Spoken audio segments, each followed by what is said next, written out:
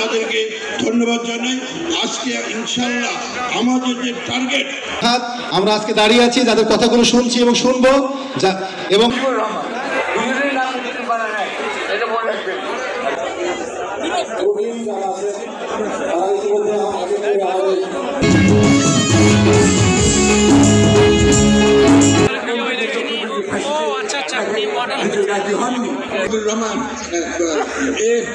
মুজিবুর রহমান ওনার নামে কিন্তু শেরে বাংলা, কিন্তু মুজিবুর রহমান নাম আর হয়নি।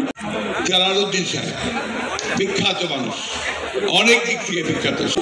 এই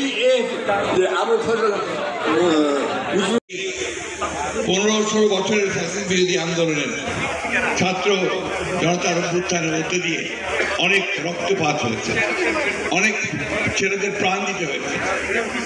এইটাকে যদি আমরা সত্যিকার অর্থেই আমরা যথার্থ একটা কাজে লাগাতে চাই, তাদের এই আত্মত্যাগকে, তাদেরকে শ্রদ্ধা জানিয়ে আমাদের আবার একটা নতুন বাংলাদেশ যেন আমরা তৈরি করতে পারি, সকলের একসাথে হয়ে যেন আমরা সমস্ত হিংসা বিভেদ ভুলে গিয়ে আমরা যেন একটা নতুন বাংলাদেশকে আবারও সামনের দিকে এগিয়ে নিয়ে যেতে পারি।